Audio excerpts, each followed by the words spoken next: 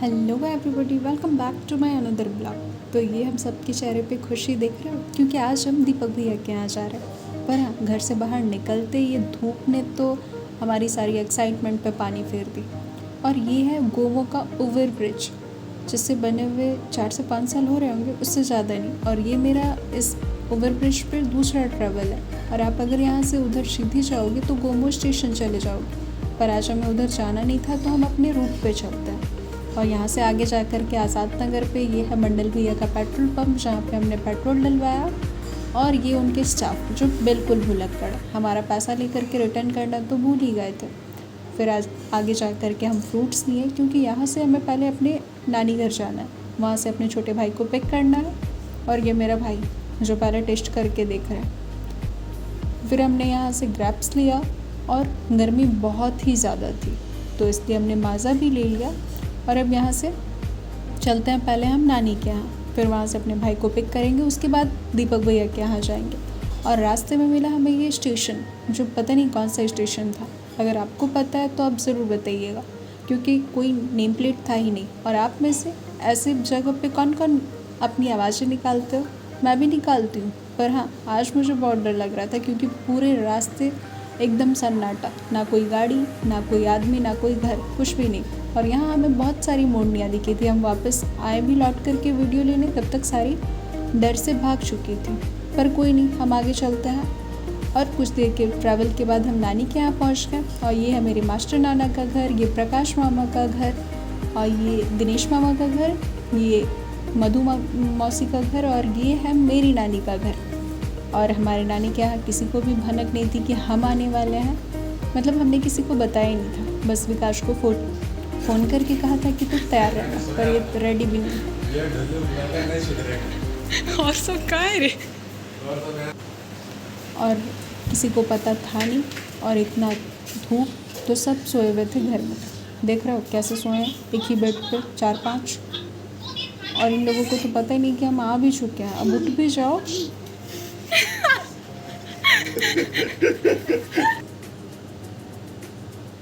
फिर ये दोनों की WWE स्टार्ट हो गई।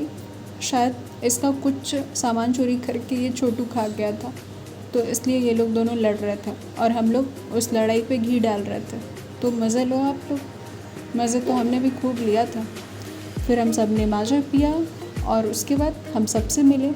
सबसे पहले जानू से मिला। ये सोई हुई थी, इसे हम उठा कर के मिल कर के आए। इसका नींद अभी खुला नहीं है। टाइगर बोल।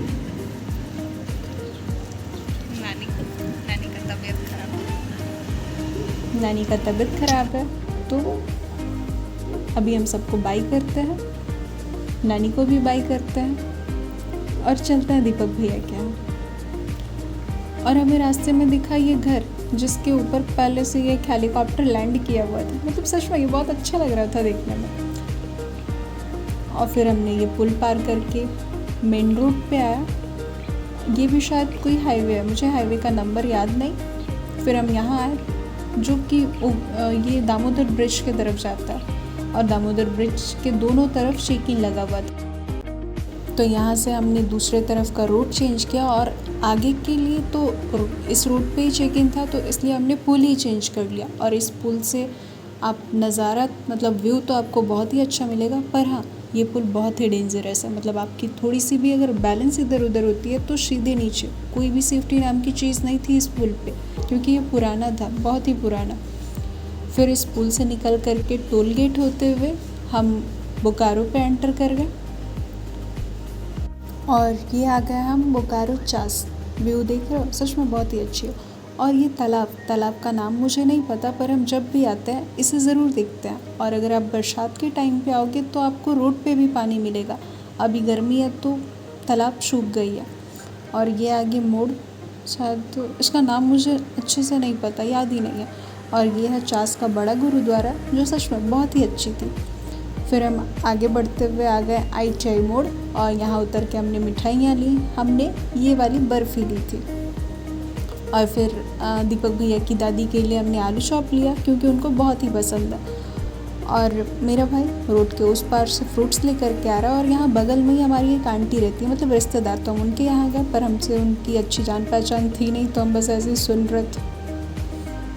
लोग पहुँचने ही वाले हैं। हेलो गाइस, अब हम लोग पहुंचने वाले हैं दीपिका के घर। नूनी देखने जा रहे हैं हम लोग।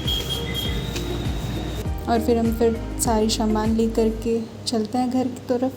और ये रोड जो अगर आप उधर जाओगे तो रांची चले जाओगे। और आज का मौसम देख रहे हो, सच में बहुत ही अच्छी थी। मतलब धूप तो था ही, पर नज़ारे भी एक से एक मिल रहे थे हमें। और फिर दिखा हमें ये बाउंड्री, मतलब कि इस पूरे बाउंड्री पे पेंटिंग की हुई थी, वो भी एकदम नीट एंड क्लीन। इतना अच्छा लग रहा था देख करके कि पूछिए ही मत।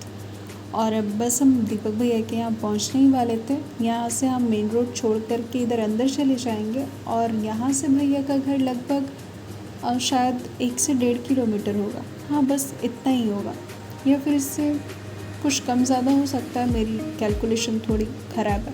और ये बच्चा पता नहीं इस झाड़ पे क्या खोज रहा था। फिर दिखा हमें ये यमराज का भैंसा, उससे कम नहीं लग रहा था ये। और अब बस पहुँच ही गए हम दीपक भैया के यहाँ। और इधर आपको मतलब पक्के घर तो बहुत ही कम मिलेंगे, पर फिर भी अब बन रहे हैं सबके यहाँ, पहले नहीं थे।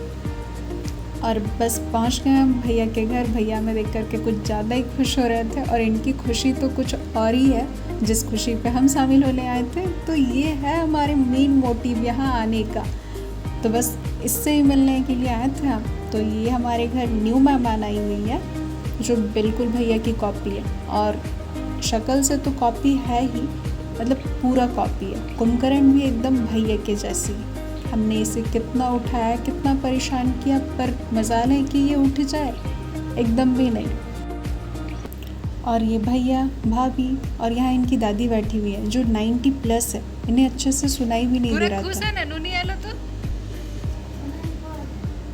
नूनी आलो तो पूरा खुश है ना?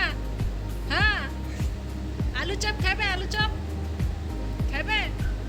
आइन दलायो दे यो। इसलिए मुझे इनके साथ चिल्ला करके बात करना पड़ रहा था।